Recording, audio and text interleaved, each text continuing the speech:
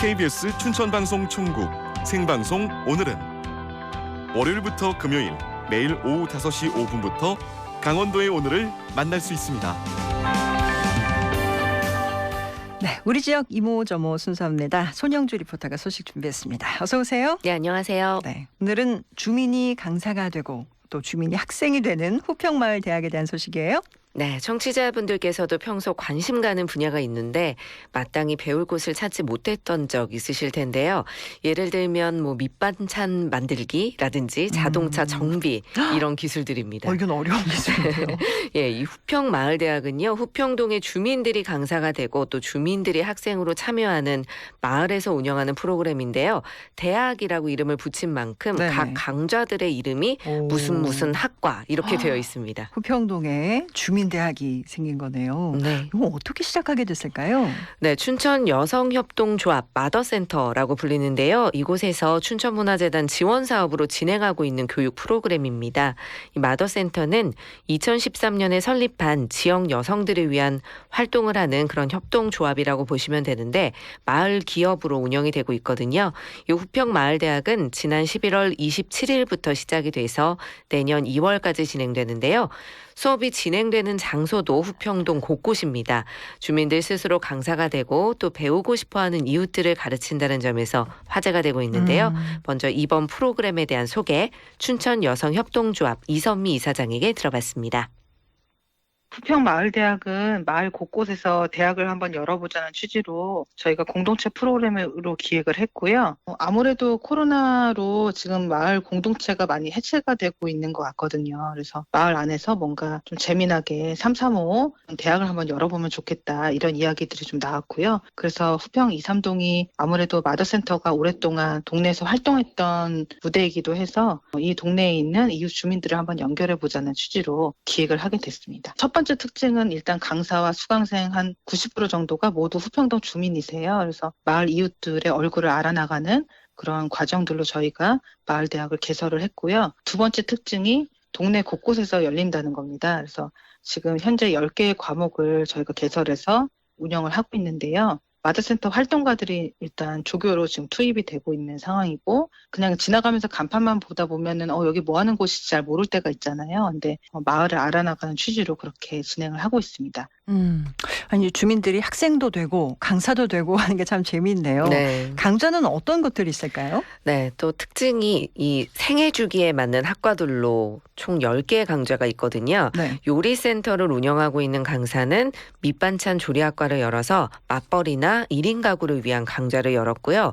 몸살림 학과라고 있는데 몸살림이요? 네, 이게 요가 프로그램인데요. 특히 50대 여성들을 위한 프로그램으로 구성을 했어요. 이 폐경기에 몸의 변화를 맞는 것을 이렇게 막기 위한 네. 프로그램으로 특별히 마련을 했고요. 또 피아노 학원을 운영하는 이웃은 황혼의 피아노 학과를 와. 진행합니다.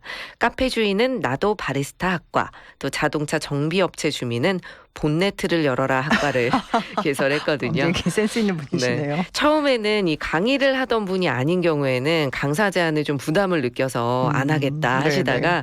그냥 동네 주민들과 이야기 나눈다고 생각하세요 하면서 설득을 하기도 했다고 해요. 네. 그런데 막상 강좌가 시작되고 나서는 주민들이 만족하는 모습을 보고 시작하길 잘했다 하고 계십니다. 보람을 느끼시는군요. 네, 그렇습니다. 제가 참 눈길이 갔던 프로그램이 황혼의 네. 피아노 학과거든요. 황혼도 아니신데 왜요? 아니 60대 이상을 대상으로만 한다고 해서 어떻게 이루어질까 너무 궁금했어요. 제가 첫 수업이 열리는 현장에 가봤는데요. 현장은과 함께 지은이 조교의 이야기 들어보시죠.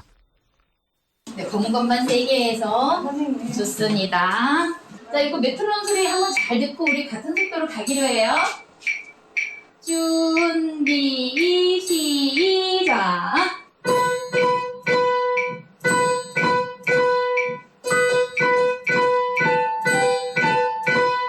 잘하셨어요. 네 분만 하는 게 되게 좀 죄송했었어요. 더 많은 분들 같이 할 수 있었으면 좋겠다 싶었는데 그룹 레슨으로 진행하다 보니까 더 많은 분들을 받을 수 없는 상황이 좀 됐고 또 코로나 때문에 좀 위축됐던 것도 있었던 것 같아요. 그래서 아까 이제 황혼이 마음에 들어서 오셨다는 분들도 있는데 건강하고 아름답게 내 삶을 가져가는 거 그게 너무 소중하지 않나? 그래서 그런 자존감을 저도 높이고 여기 함께하는 언니들도 같이 높이셨으면 좋겠어요. 목소리가 굉장히 막 고무돼 계신 것 같아요. 근데 황혼이라는 단어에 마음이 갔다라고 하셨는데 글쎄요, 이렇게 특정 연령대 특히 60대 이상을 대상으로 잡은 이유가 있을까요? 네, 황혼의 피아노학과 강사분 이야기를 들어보니까요. 젊었을 때는 뭐 피아노 학원 가는 것도 쉽고 또 배우려면 뭐 학원에 가서 배워야지 하고 생각하기 쉽지만 네네. 나이가 들면 무언가를 배우러 문을 두드리기조차 쉽지 않다라는 걸 어머니를 보면서 발견을 하셨다고 해요. 그래서 60대 이상만을 대상으로 프로그램을 만들었다고 합니다. 총 4분이 참여하시는데요. 네. 처음 피아노 앞에 앉아보는 거라서 좀 낯설기도 하고 두려워하시는 분도 계셨는데 네. 금세 재미를 붙이고 열정적으로 수업을 하는 모습이었습니다. 참여자들 모두 이런 기회가 있어서 너무 좋다 이렇게 이야기하셨는데요. 황혼의 피아노학과 학생들의 이야기 함께 들어보시죠.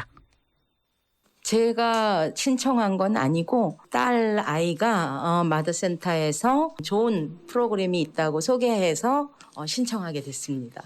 굉장히 즐겁고 또 설레고 기대가 되는 수업이었던 것 같아요. 그 한살림 밴드를 통해서 신청을 하게 됐는데 황혼 피아노라는 그 문구가 너무 내 나이와 내 이 마음에 감동이 돼서 시작하게 됐습니다. 두렵고 좀 망설여지는 거는 있지만 이 나이에 할 수 있는 여건이 이렇게 마련됐다는 거에 어린아이와 같이 가르침을 받고 또 이렇게 할 수 있다는 게 너무 감사한 것 같아서 활력이 좀 넘쳐나는 것 같고 좀 더 적극적이고 뭐라도 하면 할 수 있겠다. 그동안 이렇게 많이 힘들었던 그런 시간이 조금 더 여유롭고 가는데 크게 도움이 될 거라고 생각을 합니다. 일하다가 이제 노니까 피아노라도 좀 배울까 하고 생각을 하고 있었는데 마치 이런 기회가 돼서 나왔어요. 어려운 건 없고 재밌네요. 선생님이 재밌게 가르쳐 주시는데 그리고 또 이렇게 다 비슷한 연령끼리 모여서 하니까 재밌어요.